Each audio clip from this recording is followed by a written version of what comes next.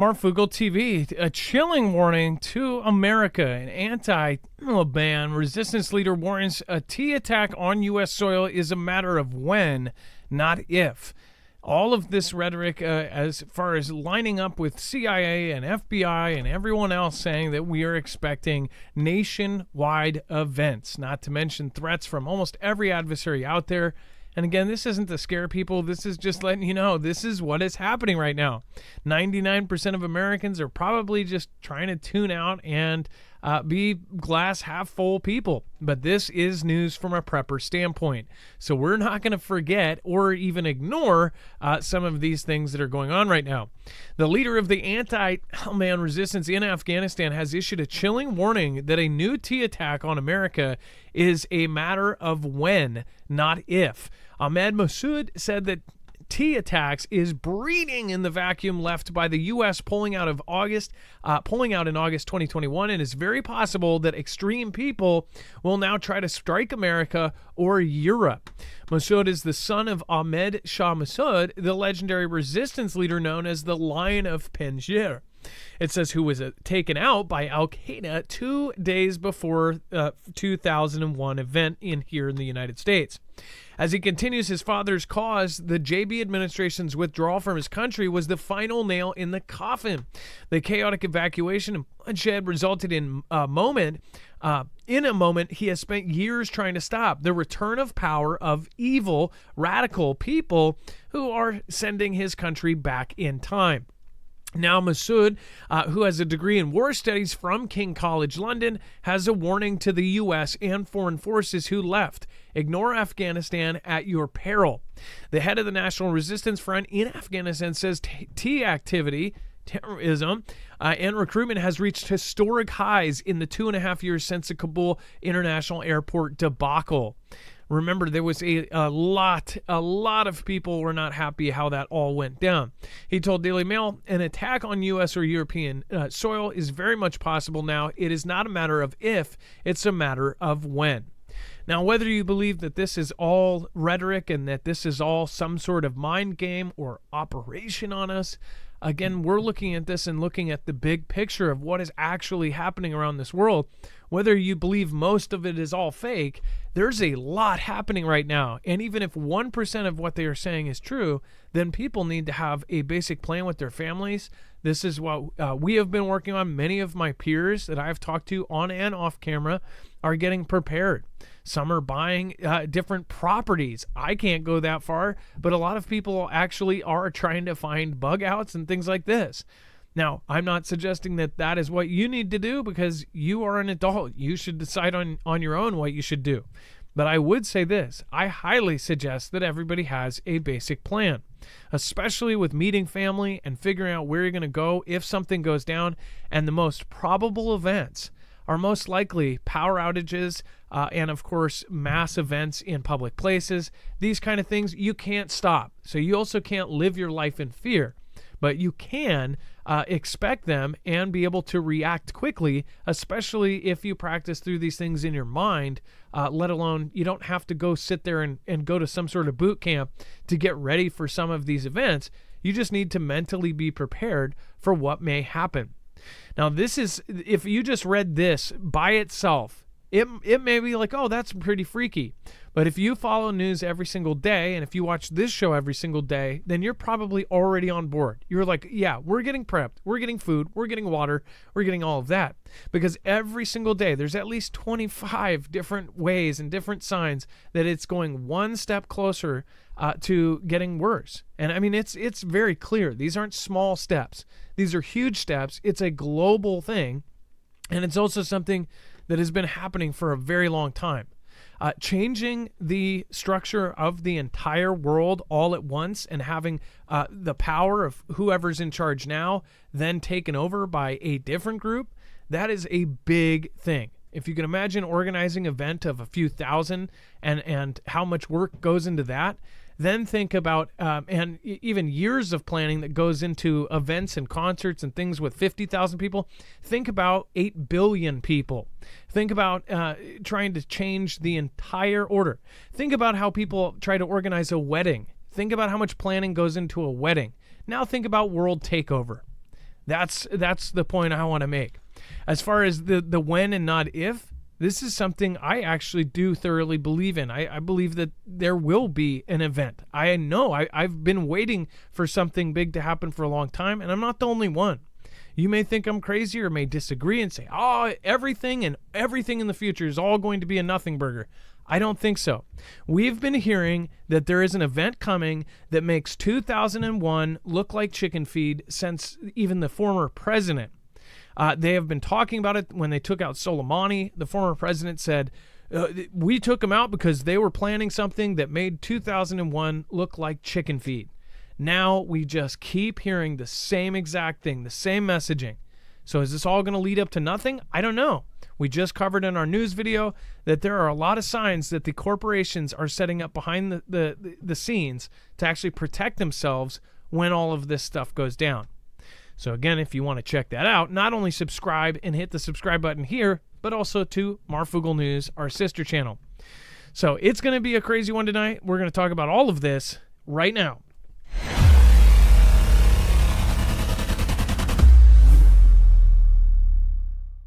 Nothing in this show should be considered legal, medical, or financial advice. The views of the callers can differ considerably and do not necessarily reflect my opinion, Dex's opinion, or anyone else who works with the show. You should always do your own research and consult with professionals. The internet is full of fake news, so please take everything with a grain of salt. If you have not already, it helps us out if you end up going through any of our affiliates, and it helps you out if you end up protecting yourself against cybercrime. NordVPN is one of the best and one of the easiest to use. If you do not have a virtual private network, it protects your IP address, which is your online identity, which actually connects to your real address and everything else. It also connects to you. If you know anything about how they are data logging and basically getting your profiles down, you can prevent that by having a VPN. Nord is, again, one of the easiest. Download it. It's like an on switch and off switch. All you have to do. Go to marfooglenews.com/VPN. Not only will you get a giant discount on this, but you will also be helping us. I appreciate your support, and I appreciate everyone that goes through any of our affiliates. Can't say thank you enough.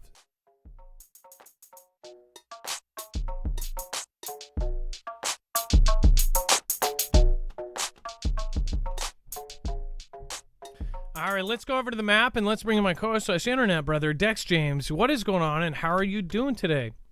Well, hello, Adam, and hello, Foogle fam. I'm doing just fine. Now, as far as what has been going on with this DoD plan, we actually have mentioned this before, but now there's some weird things happening. Now, when you look at the bigger picture of things, it's very, very odd. I have some side theories about space, about why every country in the world is sending people up. It very well may be a distraction, but I think that there's just something. My instincts tell me, my gut tells me that something bigger is happening. Maybe we are in trouble. Maybe the whole planet is in trouble, and not because of the reasons they tell us, but something unforeseen. 48 U.S. governors object to a Department of Defense plan to shift National Guard units to Space Force. Dex, this is so weird. What I said to you earlier is I think it's so odd that they would pick from National Guard.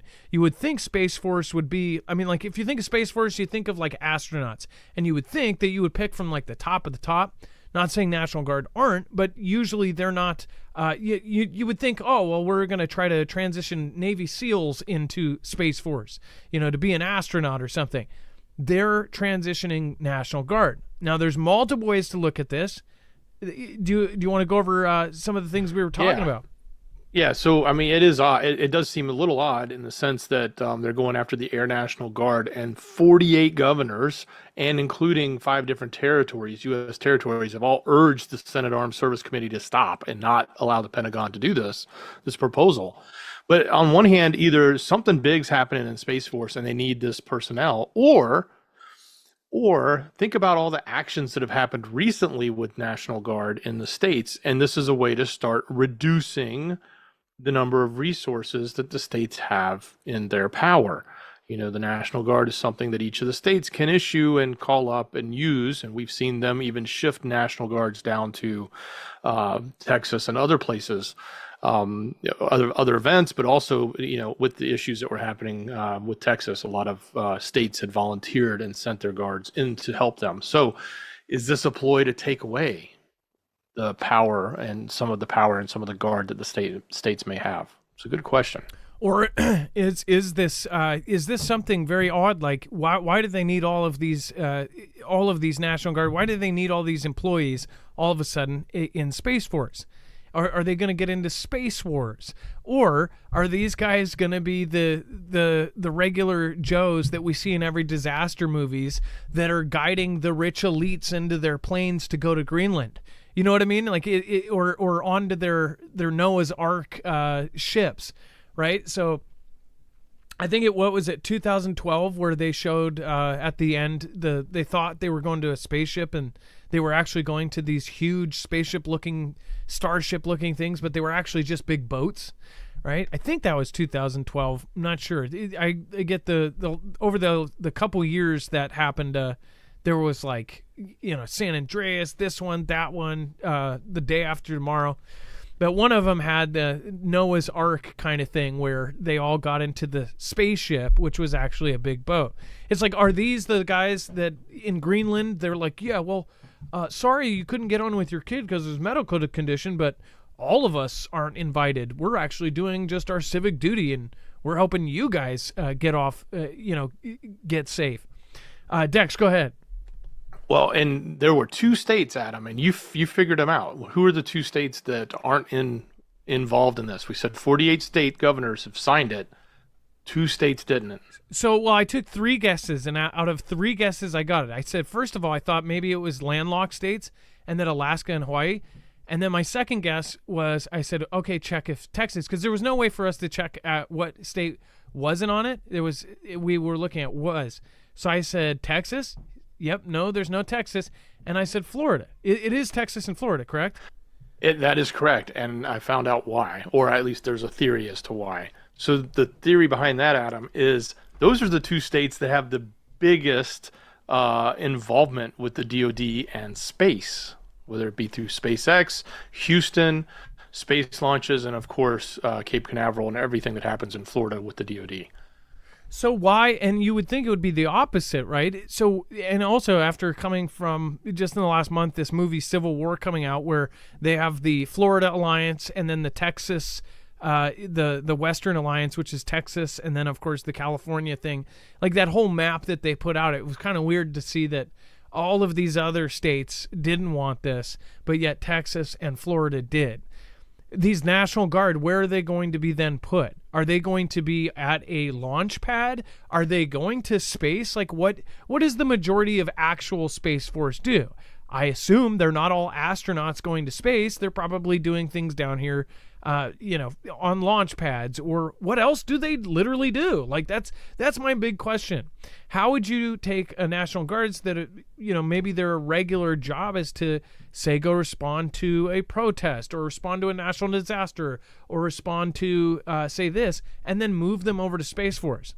Also, another thing, which Dex, I forgot to talk to you about this before, but it just kind of popped up, is my thought about that lady we talked to. There was a lady we talked to. We thoroughly vetted. The thing that we did know was true is the position that she held, what she did for a living, and she said that she had paperwork. She essentially was kind of in an accounting position. She would look at the paperwork for the financials that would go through, and she said that there was a massive amount of money that was going towards debris cleanup in the future, this massive chunk of money, and so much money that you looked at it and go, whoa, this isn't like a natural disaster like in a state. This is like global. And said that there was money to clean up debris. What was it? What was the keyword? Debris cleanup for a Class 2 gas giant, that it was related to a Class 2 gas giant. What was the specific words? Do you remember? It was debris, something debris. Yeah, I thought it was just debris cleanup. Yeah, and the amount of money, mind you, just in the last few years, they said that they were missing trillions of dollars, and most people know that those are going towards black projects, and we're like, what the heck? So is this true? Like, what are they preparing for? What kind of debris would take so much money that it's on a global level? Would it be an asteroid? Would it be something like that? And by the way, it was debris cleanup from a Class 2 gas giant. It was very, very weird. And I think about this, and I think, what if the National Guard, which a lot of their specialty is responding to natural disasters, things like this, would they just be taken over to Space Force so they could react to certain things, to asteroid strikes or something like this? Like, are we all of a sudden going to go through some sort of asteroid field or something, and then they're cleaning up and responding to smaller impacts? Or the University of Glasgow, University of Glasgow proved, and they were working very closely with the U.S. government and other governments in the world. They came up with a theory that they believed that they could actually wrangle asteroids. This was in the news, very big a few years ago, before even the news about the very, very expensive, rich asteroids that could essentially make everyone a billionaire on Earth. Before all of that, they were trying to figure out how to wrangle asteroids to hit Earth. No joke, not to destroy it. They said that they figured out a way to get an asteroid big enough that it wouldn't burn up in the system, but small enough to where it wouldn't do permanent damage. And then, of course, they covered how they said that there's all of these super, super resource-rich asteroids flying by, and if they could get them and mine them, that we could have resources for the rest of humanity, right? But I just think it's so super, super weird, all of the kind of events that have happened over the years, all the secrecy around it. And now we have, of course, countries like Russia coming up with Noah's Ark plans, all of the things publicly we look at and they have a perfectly valid explanation for, but there's all these other things attached to it.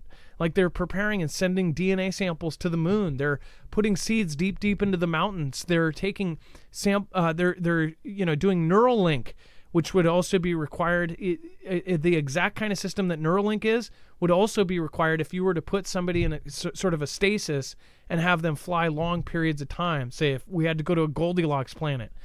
They're colonizing Mars, supposedly. Elon Musk is trying to get 1 million people to Mars by 2030. Wouldn't that require that it would be terraformed by 2030? Or like, how does that even work? Like, and just all sorts of weird things that are going on. And Space Force, China and all of these other countries, what if it isn't at all what it looks like? That's been kind of in my gut for a long time. What do you guys think? By the way, thank you so much, Sweatin' Ministries. Happy birthday, Adam Marf. Thank you. I appreciate that. Again, thank you. Skyson High, I appreciate that. Sweatin' Ministries, again, thank you. I appreciate you. Got news from a customer who is a soldier army on leave. He mentioned he is about to deploy to Poland. Sweatin' Ministries said, just got word from a customer who's an army soldier on leave and mentioning he's about to deploy to Poland. I'm not surprised by that at all, because obviously they've got all that stuff going on over there in the drills. But hopefully it's not what we worry about. And then Skyson High, thank you. Angelicit, Trilicit, Wings and Wags Patriot, Terry Quinn, thank you. Nevitz, and so many more. Thank you. Tosha, Terry Quinn, thank you. Looks like Tosha says happy birthday, Adam. Terry Quinn, happy birthday. We are all so blessed that you were born for such a time as this. Amen. Hallelujah. Jesus. Amen. Our Christ, the awesome God. And Terry Quinn, thank you. People get ready. Jesus is coming. We're all going home. Amen. Hallelujah. Jesus. Amen. Terry Quinn, thank you. Carlton Sutton, and thank you so much for your support. And Daryl, thank you for subscribing. And Be Real Beast, I appreciate you. And everyone else that just dropped in. Thank you, mods. Make sure to go check out our mods over at marfooglenews.com/friends. Thank you, Chance, for holding it down over on DLive. Thank you, Leah. Thank you, Trinity, Wages, and of course, Rip Curl. Thank you for making it to a ton of shows this week. If you're watching the replay, thank you. And then we have Europe planning new nuclear umbrella with 300 French nuke missiles spread across continent for showdown with Russia. So France is like at the forefront of all of this. It seems like Macron and France is just, it's like one thing after another. Dex, France is yet again involved at the very top of this pile of like possible World War III events. Well, hot on the heels of him saying that they don't need the U.S., the U.S. is not going to be there to protect Europe anymore, that they need to align and make their own protection, he is now coming out and suggesting, hey, let's take 300 French ballistic missiles and line them up from the nuclear subs across the continent and create, and others are suggesting not only that France do that, but they do it in conjunction with UK to build a sort of a nuclear dome, if you want, they want to call it that, or shield, to protect against Russia. Now, they then go on in the article to sort of blame it on leaders in Europe are worried about the ramifications of the selection process coming up if the former president gets back in position. I guess that they're trying to make us think that if that happens, that's why they need to have a nuclear shield. But nonetheless, set that aside. This is absolutely Macron continuing to jockey for this leadership role across Europe. He has always stood out. He has made large statements against NATO. He has said things that he shouldn't have said or didn't toe the line, so to speak, so that he could be differentiated. And he continues to do it, and he continues to take that type of stance in Europe. And I think it's obvious that they're either positioning him or he's positioning himself to take some sort of role in leading the entire European bloc as a whole.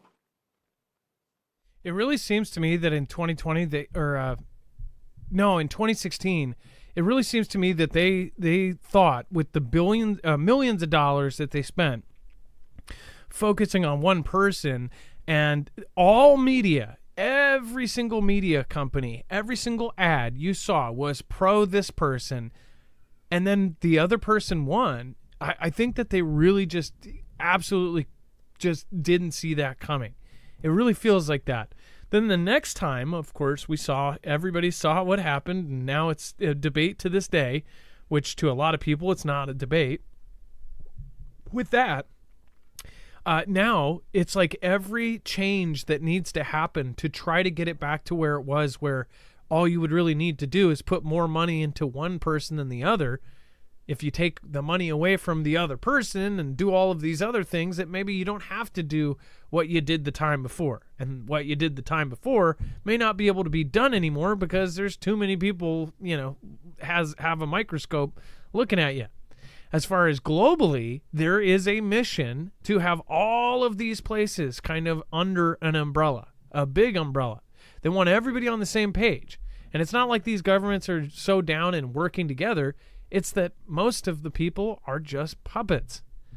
That's at least what most people think, that they're puppets to a small handful of people that have so much money that we cannot even wrap our heads around.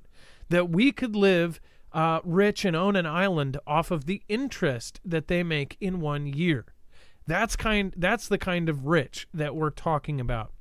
The kind of rich where they don't buy a summer home and a winter home and a couple of vacation spots. They buy cities. They buy islands. They buy states. They buy farmland across 50 states. Like these kind of people rich. So I think it's getting quite wild, and I think we'll see. I think we're really going to see some crazy stuff before our next process. Before we move on with the most probable events, and now again we've shown you why. We've even talked to experts. We've had many people point out why we believe that power down, grid down situation is the most probable. It wouldn't hurt anybody. It wouldn't take lives directly. An EMP is actually one of the most probable. It is a 101. If you're trying to take out an adversary, you take out their power and communications first. If you want to protect yourself, your own cars from this, so you can get home to bug in or get out to bug out, or just have your stuff working, then you can protect yourself with an EMP shield. Go to marfooglenews.com/EMP. This is very easy to wire in. Again, it takes about 10 minutes to put into your car, and that way it will still run after multiple electromagnetic pulse strikes or a Carrington level event from the sun. EMP, again, would not take any lives directly, but if it knocked down our entire grid, they say 90% of us could perish in the first year. The reason why is because our infrastructure would go down. No water, no power, no gas, no pharmacies. All of these things would go down overnight, in minutes, in fact. And then within the first 3 days, they say it would be absolute chaos in a country without power. We've seen cities go out for a single night and chaos that could be remembered for decades. I can only imagine if our entire country goes down. Now, there's a simple fix for this, and in fact, if the country, instead of sending money in all sorts of other ways and every other place but ourselves, if we fix this, then it wouldn't even be an issue. But they are not doing that, so if you want to do that yourself, nobody's going to do it for you. Go to marfooglenews.com/EMP and make sure to use the code MARF. It helps us. We are on our own, and if you look at the changes that just took place in February, we are literally headed into the roughest year in 6 years here. So if you can, more so, press the subscribe button, press the all notification buttons, share us out, and also go to every place that we're at and hit that button as well. Not to mention, sign up for our email list. That's, again, marfooglenews.com/EMP, and make sure to use the code MARF. All right, and then Dex, they say Vlad has lost 450,000 soldiers, 3,000 tanks, and nearly 500 aircraft in UKR. According to Russia's archenemy, the UK, the evil UK as he calls them, or refers to them. But yes, they have come out with their intelligence update. They do this periodically, and it's up 100,000 more than it was last time. So they're saying now he has lost an enormous 450,000 soldiers, 3,000 precious tanks, and much more, and basically painting this horrible picture of loss. Although, if you just rewind like a week and a half ago, everybody was saying how we have to fund because he's just completely decimating UKR. So it's funny. We'll get two sides of this equation from the same side, the West, and in this case UK. They'll put it out whatever fits the narrative. But anyway, that's what they're saying. Yeah, we always take this with a huge grain of salt. It's coming from one side. It's directed at the other, and it's not necessarily meant to be factual in the sense that they want it to sound factual, but we always know that in conflict, this type of information is so much part of the psychological warfare and part of the Ganda. I was talking to somebody who with 2 master's degrees in history, and they have not only followed this every day, they don't just watch YouTube videos. They actually speak with experts. They follow every single news source. It is their life. We were talking about how the recent moving back of the Abrams tanks, because anything that gets close to the Russian territory, that the battle has changed. That because they have satellite images, and Russia, by the way, this is history, this is a fact, Russia was one of the first that had coordinated and connected their satellite photos with their military. It was one of the first countries that did that. Before the U.S., in fact, Russia had some of the first systems up that were able to connect those photos with their artillery. So you're talking about, you have something move forward, you can't hide anymore. You can try to disguise things, you can cover it in different, leaf covers and things like this, but now they have systems that can see through that. Now they have advanced tech. Everybody does. So when you're fighting Ukraine, they're saying that Ukraine, the same one that moved back all their tanks because they were losing like 5 in a week, I think it was. And these are Abrams tanks. These are what we sent. They're very, very expensive, and there's a finite amount that we can send, that we have sent, and probably won't send more, hopefully. But the second they got close, they're getting taken out. But yet they're losing another 100,000 in the last 2 months of now the estimate is 100,000 more. It doesn't sound right. The second that Russia goes towards them, I get that the U.S. has satellite stuff, but they have limited weapons compared to Russia, and Russia's been playing the patient game. They've been sitting back waiting for them to come to them in a lot of these instances. At least that's how it was explained to me. So the second that they move on anything Russian or the territory that Russia's already taken, and Russia's very careful. They've been taking little chunks, and they're playing the long game because they can. They also have help coming in from Iran, from North Korea, and China. So they're ready to do this over time. The sanctions, which we thought, it would kill their economy, they're actually doing way better than anyone thought. And that's because they're working closely with our adversaries. All of these were driven together. So I don't believe almost anything that happens, and it's not because, there's other people, you're a fan of Russia. No, but I'm also not a fan of Ukraine, and I have no skin in the game of Ukraine. The only skin in the game that we have is if we were to believe that if Russia takes all of Ukraine, that Europe is next. Because all of us know that if Russia goes into Europe, that then we are going to get involved, and it's going to be World War III. And if we get into World War III, we absolutely know that they're going to attempt and try to attack us here in the United States. They tried to do it in World War II. Heck, they did. We actually covered this. Like, it's almost like a Mandela effect. We had actual, explosives dropped in the United States, which I totally felt like it was a Mandela effect. We had people that perished off the East Coast. We had submarines and different units popping up off our East Coast and our West Coast. So all of these things were kind of, misplaced in history. But that's why we have skin in the game. As far as these numbers, I don't believe them. Do you? Do you believe that Russia is losing horribly and they've lost 500,000 soldiers? One thing I do know is that the average age of Ukraine, which they have admitted, is now like in their 40s. That means all the 18-year-olds that seriously they have a different brain before that age, before 19, they say you don't even understand true consequence. There's a reason why adults and adolescents are treated different from adult prison and jail to juvenile, is because your brain literally hasn't functioned to understand consequences of right and wrong before you're 19. Those are the people. That's the funny thing. You can't buy alcohol or even cigarettes if you're not 21, but at 18 you can go fight in a war. They want you at 18.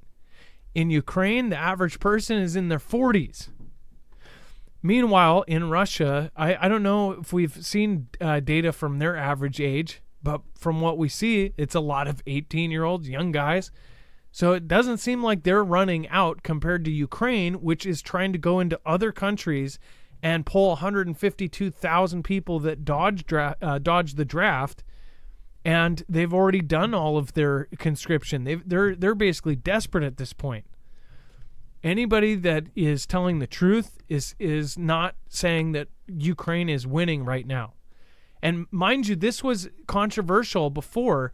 We were all saying we think that they're losing, and that was controversial. That was wrong. All of news was saying the ghost of Kiev is just mopping up. Snake Island, they're just kicking ass and taking names. All of this, they were triumphantly taking land, and they were going to push right into Russia and take over. All of that was not real. Like that, it wasn't what was going on. So I think that we're getting lied to a lot, but that's just my personal opinion. What do you guys think? Let me know in the comments down below. And then Dex, U.S. buys 81 Soviet-era combat aircraft from Russia's ally, costing an average less than $20,000 each. Okay, this is not suspicious at all. What do we need with old Soviet-era aircraft? The easy report that'll be in the article will say, it's parts and, potentially used for training and targeting and stuff like that. But, it's also real easy to take something like this and turn it into a tool for an event. In other words, turn it into something that might be in disguise of something else, because they could make it look like it was one of the aircraft coming from one of the regions, if not Russia itself. So I question, what are we doing with 81 Soviet-era combat aircraft? And I'm glad we got a great deal on it, 20,000 a piece. But yeah, I thought these were purchased from Kazakhstan. I thought of something different. I thought there's two things. I thought that also this could be used because these are older, that if there was an EMP, that these older technologies wouldn't be widely as affected. Or second, we're buying these to turn these into unmanned drones. They obviously have new technology that can convert even the oldest planes. They put this unit in there, and they can actually turn it into an unmanned drone. So something like this could be a kamikaze thing for less than $20,000. In fact, we covered this thing about how they could turn. There was a opinion piece a few years back that said for about $20,000, on top of, so it just happens that these are $20,000 each, but for about $20,000 more dollars, so $40,000 total, they could turn any plane into an AI-driven or unmanned aircraft, long range, like you could fly across the planet. So I think it's weird, to say the least. What do you guys think it is? Let me know in the comments down below. Why do you think that the U.S. is buying 81 Soviet-era combat aircraft from Russia's ally, costing an average less than $20,000 each? What do you think these are for? Mind you, if I saw a Russian jet compared to U.S. jet, especially if I think you have to be either an expert or in the Navy or really be studied up on this to recognize one and say, oh, that's not us, that's Russia. Unless there's like a big sign on the side that says, the flag or the colors. But a lot of the times you can't even see a lot of the U.S. jets. You can't see the markings. You can't see anything on them. So could this be for a Fantastic Freddy? It's kind of scary. I know that a lot of people, if you're in a big crowd, somebody's going to go, no, those aren't ours. And that's kind of a freaky thing. But somebody, if they knew enough, then they'd be like, but those are also really old. So Soviet era jets. That's just weird. And then Russia threatens West with severe response if its assets are touched. We already covered this as far as there's millions of dollars, or I think it might be billions. There was money that was frozen and untouched under all of this, all of the freezes that happened. The U.S. is actually saying under a certain act or bill that they want to be able to go, hey, we'll take that money and give it to Ukraine for defense. So take Russia's own money and give it to somebody else for the defense against them. Russian officials threatened the West on Sunday with a severe response in the event of frozen Russian assets that are confiscated, promising endless legal challenges and tit-for-tat measures. Now, the reason we talked about this, if you remember, so this sets a precedent. Even if you're totally against Russia and say, yeah, use their money and give it to somebody else, whatever. It's better than using our own money. It could open up however many millions of dollars. Think about this. So a country like China, which has billions, if not trillions invested into the country, they see that so think about it in the case of China. This is the case we use. China takes over Taiwan. We all of a sudden freeze these assets and then use that money for our own gain. Basically just say, this money's ours now. That's going to tell other countries, well, if I'm planning on doing something like taking Taiwan, you know what? I'm going to divest completely in this country. I'm taking my money out before I do anything. If China took every dollar out, or if other countries that have regular investments, they've invested in land or property or corporations or media companies or whatever, even though we don't want them invested in our stuff, if they pull out every single dollar, overnight our economy would tank. And that's why this is complicated too. Going to war with China or going to war with anybody, that's why this is complicated. In the case of this, they froze these assets, but still everybody, as far as after it was frozen, they still admit this is Russia's money. It's not going to be touched. They're frozen assets. Now they're saying we want to use that money and then even send it to basically Russia's enemies. It says, and Russian assets must remain untouched because otherwise there will be a severe response to Western thievery. Many in the West already understood this. So there's threats like this out there. And funny enough, we just talked about, they just bought 81 Soviet-era jets. If you think back to Gulf of Tonkin, you think back to throwing a grenade into a radio station dressed as Polish soldiers, you think about this kind of stuff and it kind of makes you think, right? It's kind of freaky, the timing. And what's weird is a lot of these stories will come out like the same day, and people still don't even think to connect dots. What do you guys think? Let me know in the comments down below. And what kind of response would it be? Dex, I think that they would. I think that this would be a huge deal. Even if it's not for Russia, like if Russia doesn't go to war with us and maybe they don't even respond, this could be a huge deal for any of the other countries that we're technically on shaky ground with, for them to see if there's anything goes down, that money that they invested in the U.S. will be gone. Yeah, it's just devaluing and taking away. It's devaluing our dollar and taking away any, security that was formerly known in the U.S. So we're just, it's a single-handedly one quick way to sort of chop down the value of the U.S. And people meaning these other countries won't look at us as a place to store or create and keep assets at all. It's a scary thought to think that something like that would go down. And then, Dex, do you want to go over Israeli officials concerned about possible ICC arrest warrants against Netanyahu? So there's been an ongoing probe going back to some events that happened in, I think, 2014 with the ICC. But now they're talking about expanding that, and that they're actually looking at whether or not something may have been going on with the current state of events happening in the Strip and elsewhere. So the big question, and what a lot of people are sort of pondering right now, is will the ICC, and by the way, if you don't know who the ICC is, International Criminal Court, certain countries subscribe to that and some don't. And if you do, you're supposed to abide by it. And if you don't, then you don't. You don't have to, but they're suggesting that they may actually issue a warrant for Netanyahu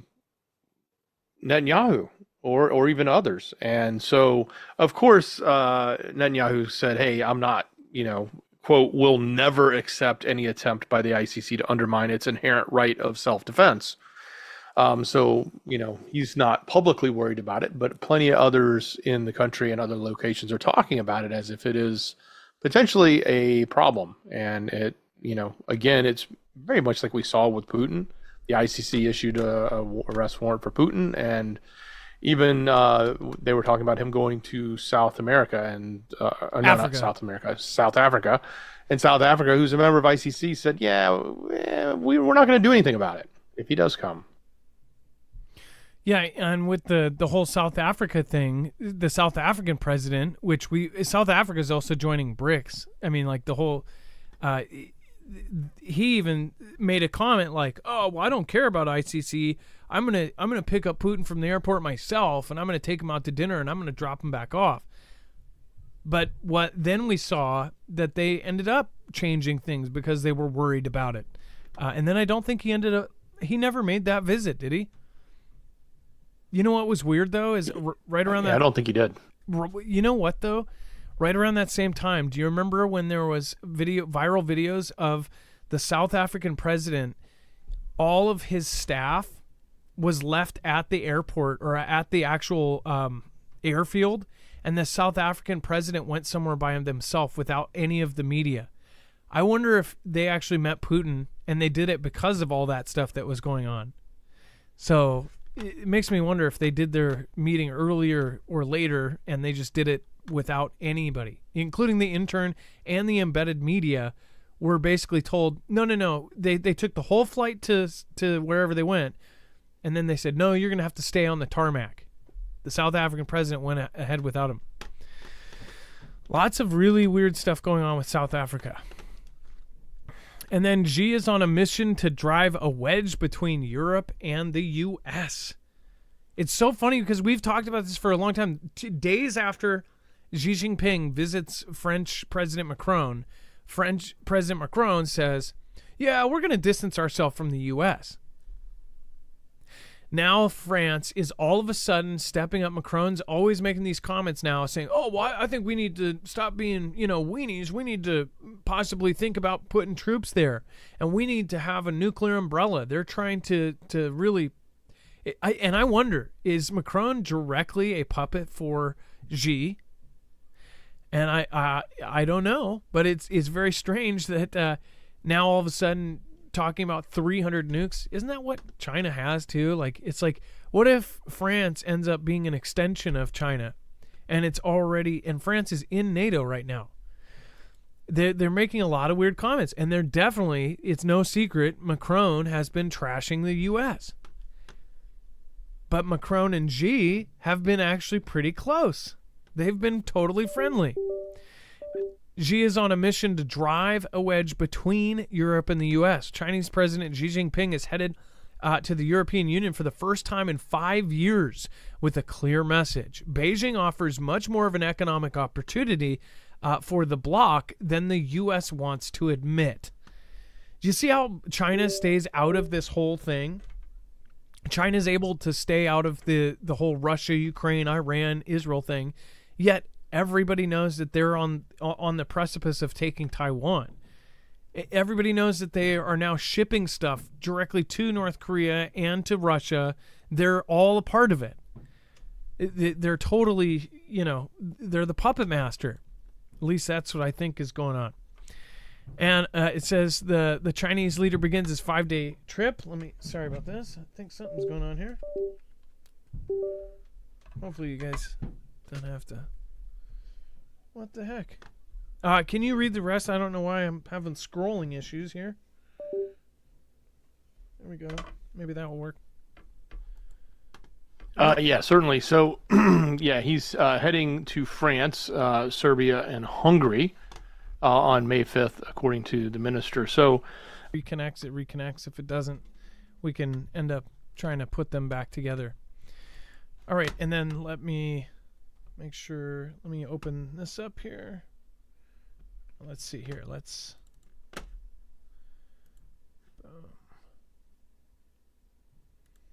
There we go. Dex, do we know if we're back connected? I'll just go to it appears we are. Yeah, okay. We're back. Everybody's still there, and if I would say refresh, but if you're not getting anything, you can't hear me say that. So, yeah, we're good. Yeah. All right. Yeah, and if you have an opinion on Xi driving a wedge between Europe, I think he's got his mitts in almost every country. We've seen a lot of weird things go down with NATO. We've seen a lot of issues going on, just in between. So we'll see what ends up happening. All right, and then China hints at retaliation after JB signs Taiwan and TikTok legislation. This is obviously TikTok is multi-million billions dollars company. That is, of course, something that's going to go into effect. There's also talk about DJI, another big company, that may possibly be banned. There's so many other smaller companies, I say small, but in the billions of dollars, that they are also putting up on the table to possibly ban. So it seems like they're trying to separate and split up.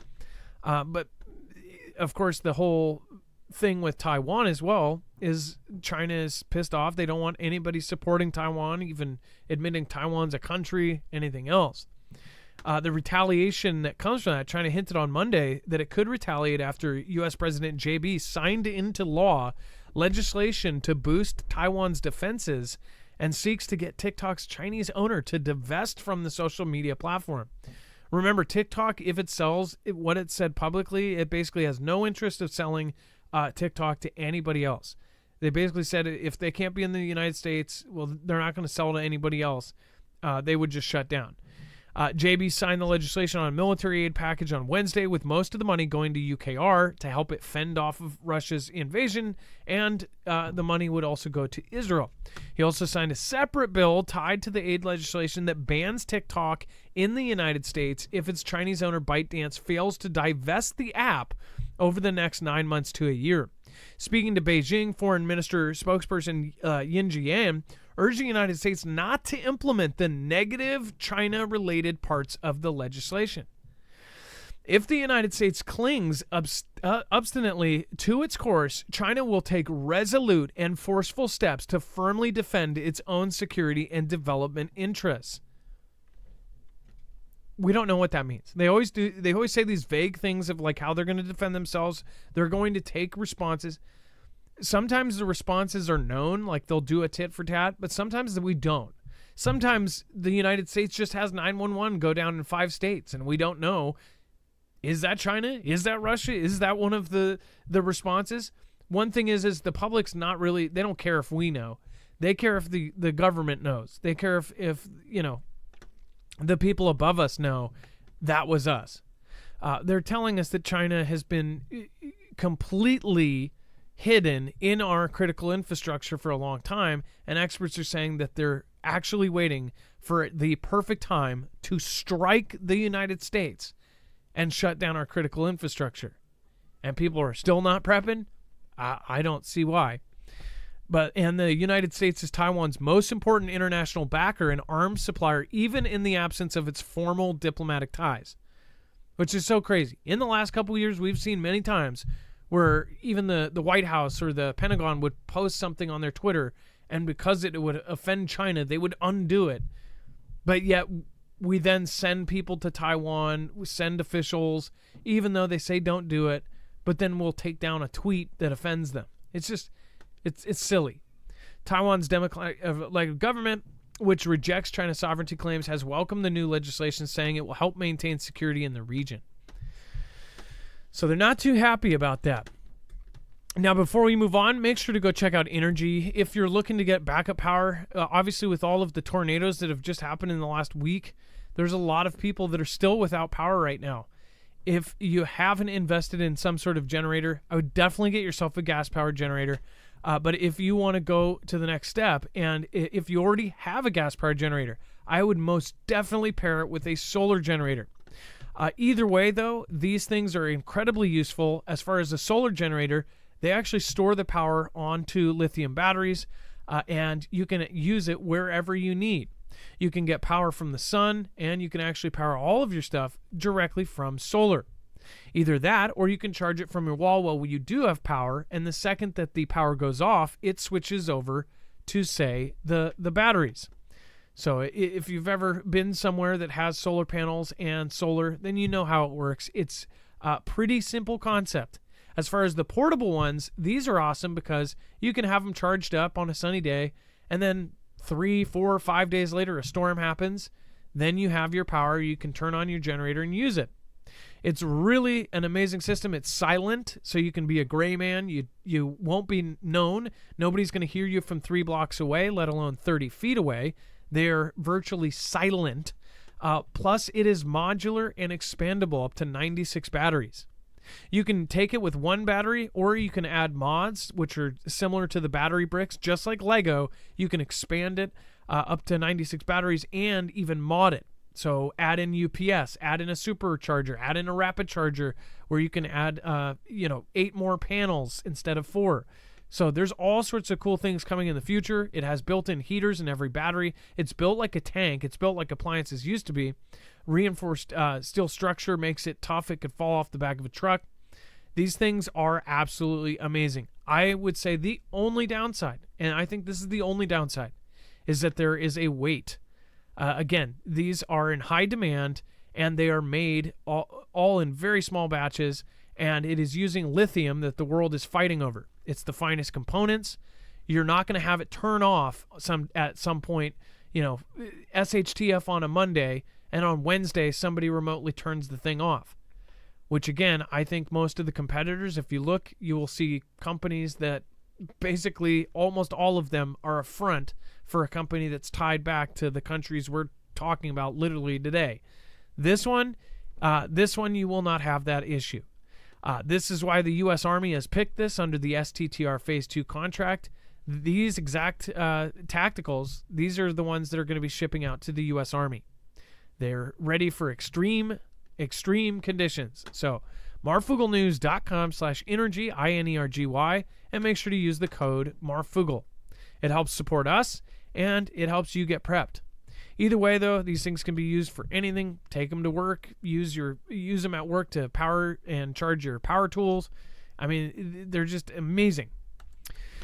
All right, and then we have Dex. China is gradually amping up its military aggression in a boiling frog strategy. So the U.S. Indo-Pacific Command's outgoing chief said that China has been turning up the heat on its neighbors with a progressively bolder military action in a pattern designed to catch them off guard. So this is coming from Admiral John Aquilo, describing the Beijing strategy to the reporter here, calling it the boiling frog tactic. So it's to gradually step up the aggression so that other nations don't immediately realize when a critical point of conflict has been reached. And actually, it's the same thing we've been saying. We say they just keep ramping up each of these little things and they kind of normalize it.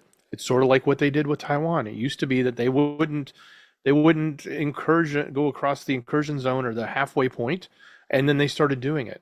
And they did it every couple of weeks, and then they started doing it every week, and then they started doing it every day, and it became normal. And now nobody even reports about it if they fly over it anymore.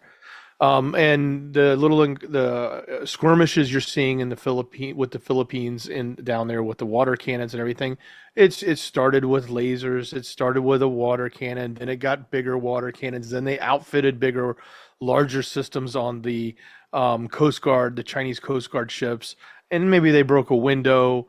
And it's amping up just a little bit, little incremental increases in conflict, so to speak, as the kinetic level just gets a little bit higher, but not enough for anybody to really make a big deal out of. Now, we talk about it all the time because we connect these dots, and I think that's exactly what Admiral John Aquilino is saying here as well.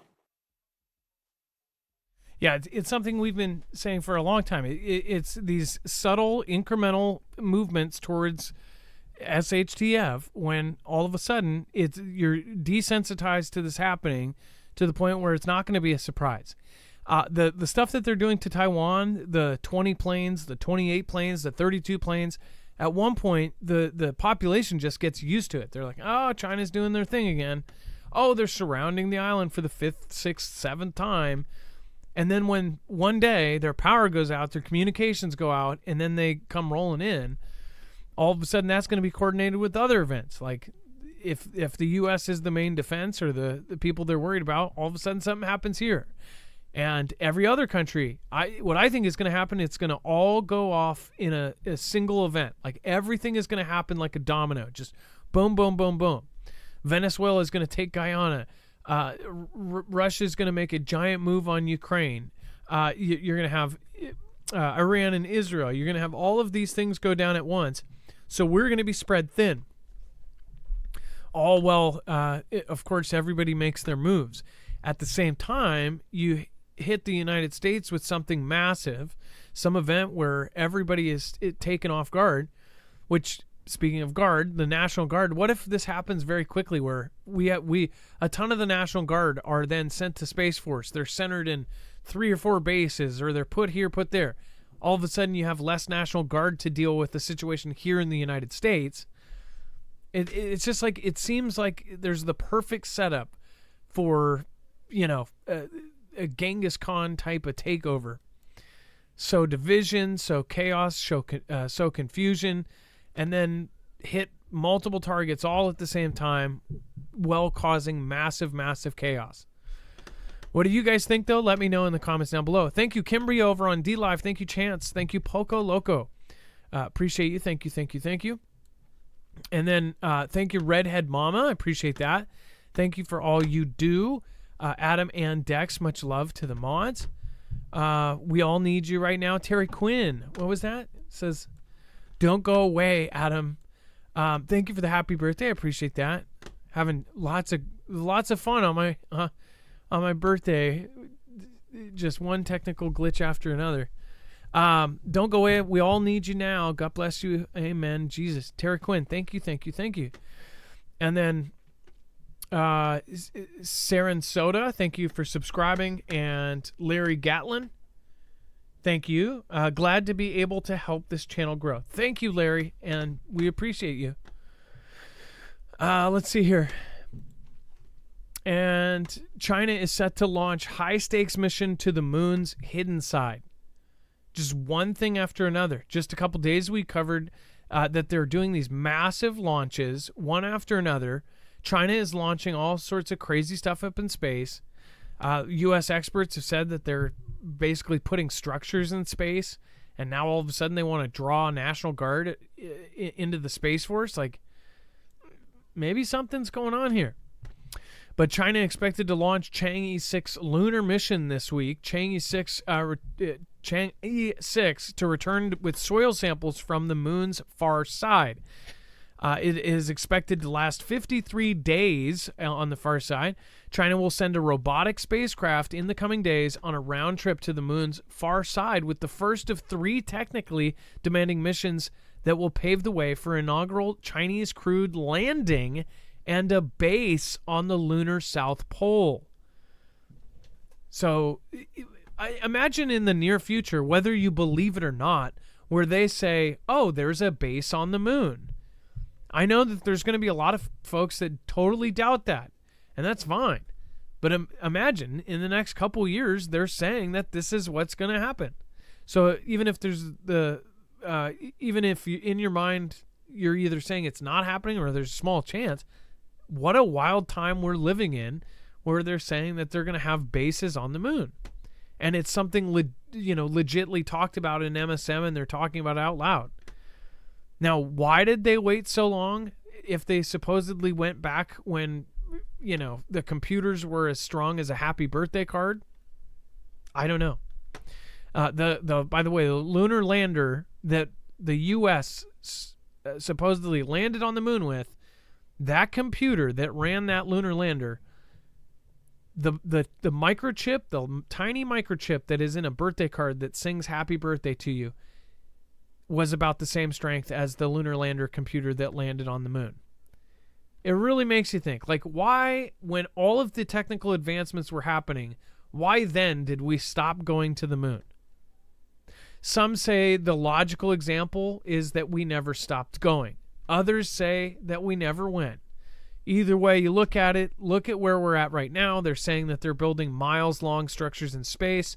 Now they're launching supposed nukes up into space. Every country is launching satellites. Every country is trying to launch landers and different things to the moon. What if it's not at all what it looks like? What if they are legit setting up things on the moon already? And by 2028, they're going to have everybody, all of a sudden, we're going to hear sirens.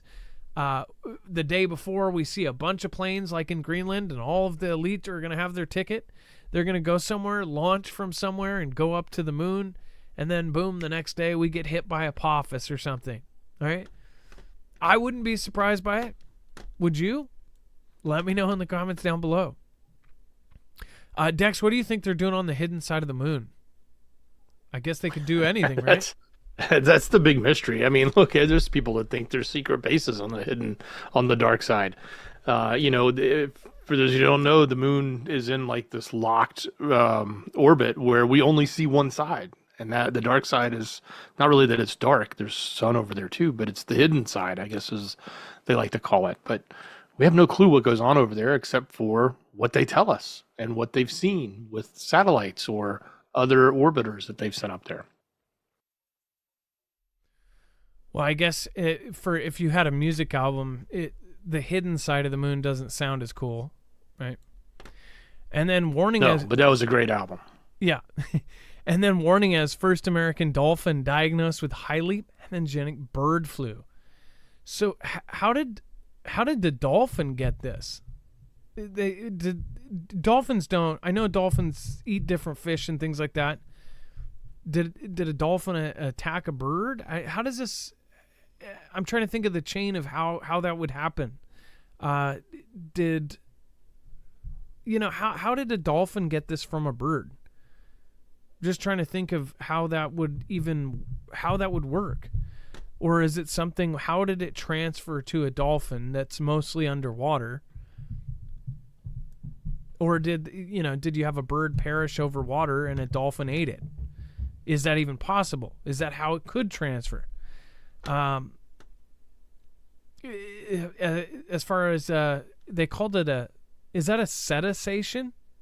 The first cetacean ever recorded with a highly genic ape influenza, also known as HPAIV, in North America. This discovery, which was made by the University of Florida researchers, is detailed in paper on the online journal Communications Biology.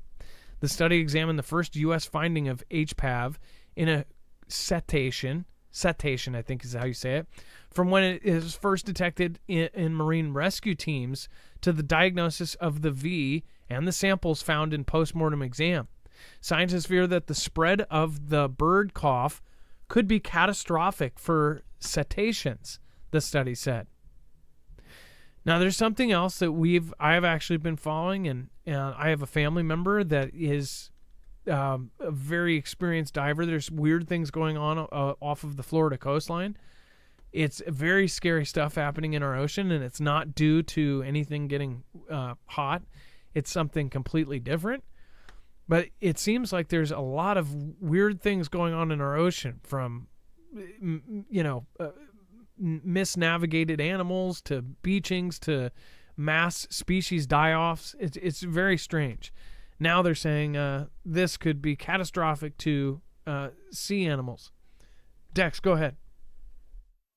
Hey, I was just going to say, apparently this is also in other marine mammals in Maine, and it's been in seals in Puget Sound, so in your neck of the woods.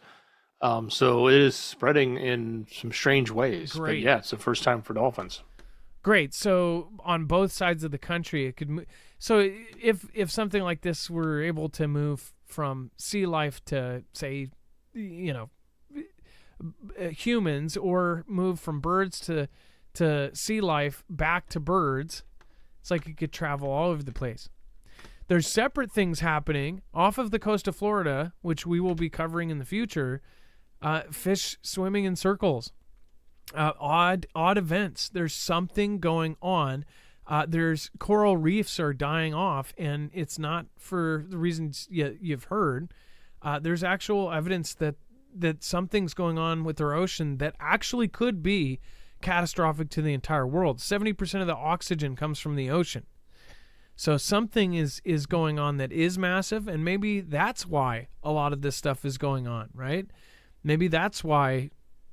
What if they knew about something that was guaranteed to happen, where a majority of our oxygen supply would all of a sudden disappear, or that the world could only take so many people, or supply oxygen enough for so many people, or whatever. Just a thought. What would they do in that case, right? Would they try to handle it? And of course, I'm sure they wouldn't handle their own friends and family, but the people down the street, or in probably low-income neighbors, I'm sure they wouldn't mind handling them. London Drugs closes all of its pharmacies following a cybersecurity incident. Yet again, this is another event. Canadian pharmacy chain London Drugs has closed all of its stores until further notice following a cybersecurity incident. On Sunday, the British Columbia-based giant with more than 80 outlets said an operational issue forced the closure of its locations across British Columbia, Alberta, Saskatchewan, and Manitoba. Pharmacists are standing by to support with urgent pharmacy needs. According to social media post, we advise customers to phone their local store's pharmacy to make arrangements. A London Drugs spokesperson said a registered cybersecurity incident discovered on Sunday was behind the store closures. They declined to answer specific questions about the break-in, including if ransomware was deployed, and issued the following statement. Out of an abundance of caution, London drugstores across Western Canada remain temporarily closed until further notice, following the discovery that it was a victim of a cybersecurity incident on April 28, 2024.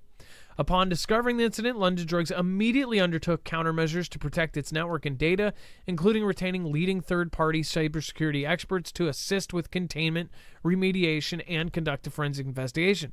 I don't know if this is a difference between Canada and the United States. The United States tries to minimize, tries to hide it, tries to cover it up. Canada, maybe it's because it is Canada that they're actually telling you, yeah, hey, we had something big happen here, and we're doing everything we can. We're hiring outside, and this is really bad. Maybe, or it's too big to hide. I don't know if Canada's as bad as we are about hiding these things, but normally, if it's here, they will try to say any other thing. Oh, there was an update. Oh, we had a glitch. Somebody hit the easy button too many times, and it screwed it up.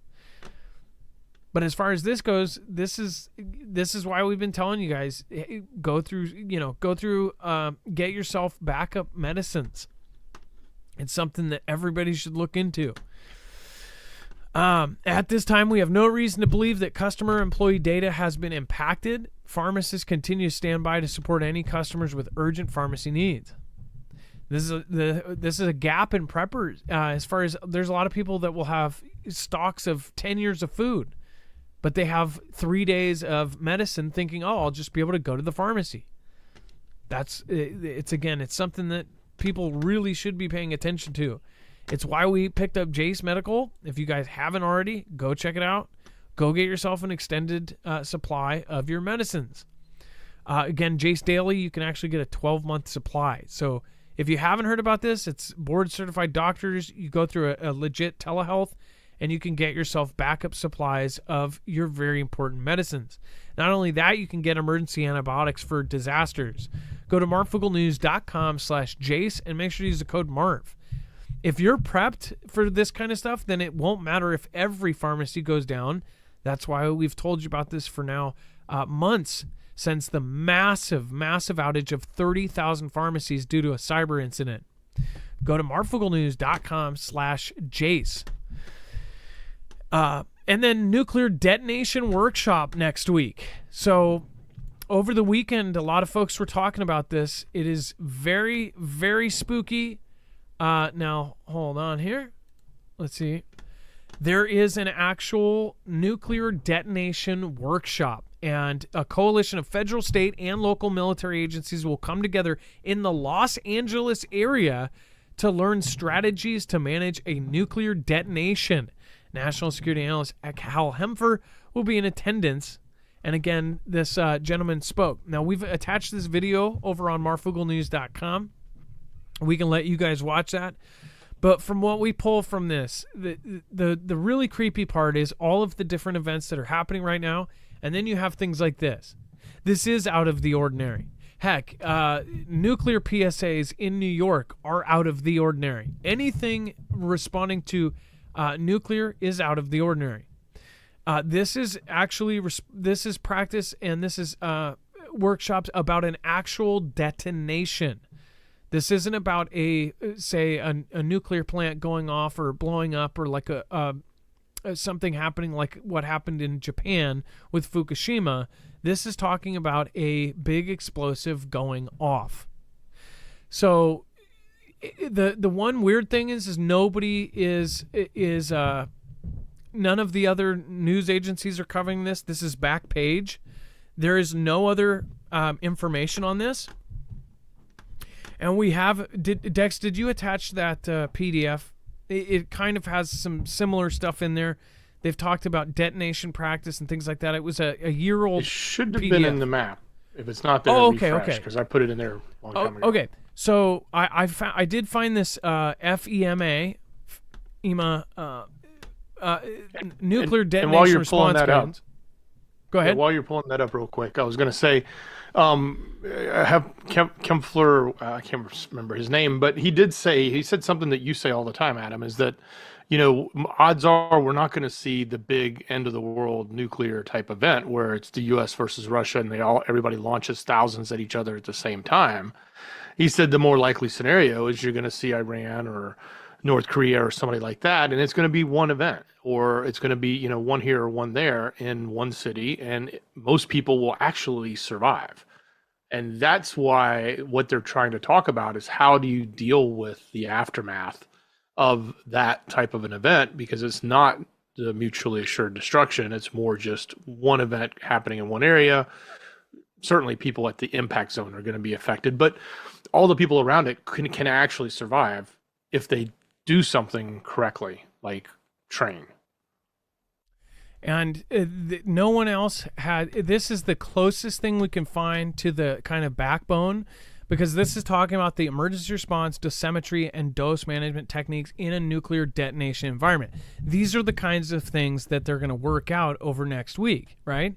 They're going to workshop about how they would respond to this kind of event. With the fact that our southern border and everything that's going on with that, the fact that they have come out and said that at least 1 out of every 100, and this is what they've caught, they say the number is much higher than that most likely, 1 out of every 100 people from just Iran, we're not talking about our other adversaries, are sleeper cells in our country. There's huge T cells from every other group out there in the United States.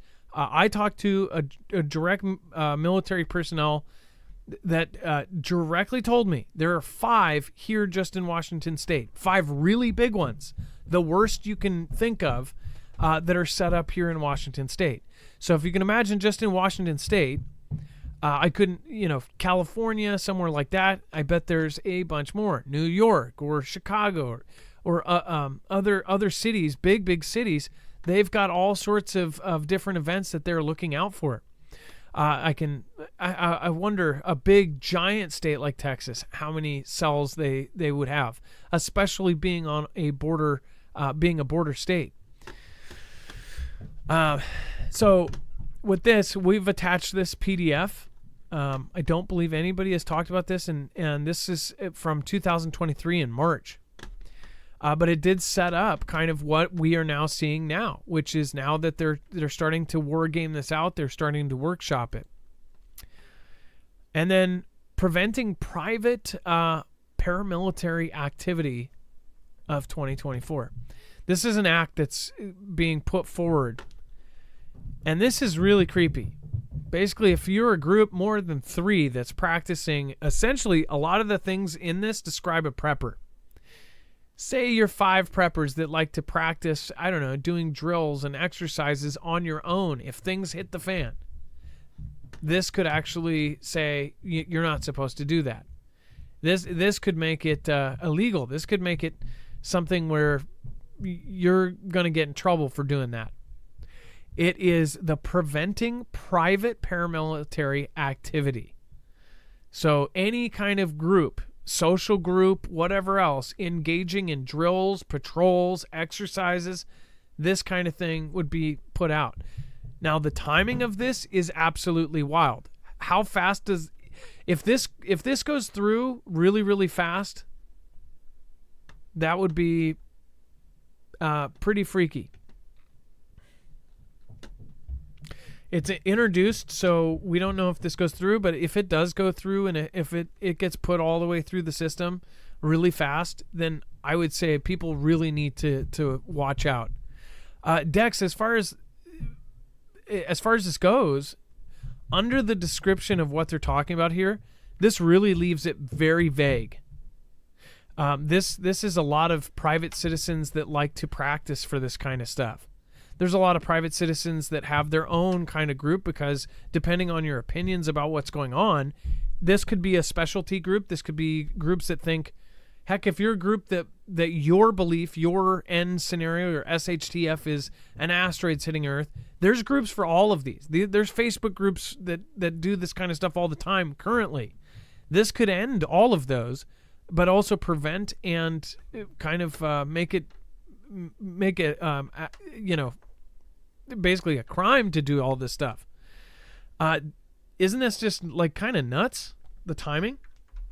It certainly is. The fact that we're getting this introduced this year, and who knows how fast it will move. It could fast track, it could slow track, we don't know. But if it fast tracks, that's insightful. And then what's more insightful though, folks, is, and some of you may have came from the earlier show, that's fine, but those of you that didn't see it, if you didn't see the news show we did over on Marfoogle News, where we not only took this piece, but pieced together about 5 or 6 other critical things that are happening right now that are absolutely eye-opening, and you should share it with everybody you know, because it is clear that the government in this case is preparing for this.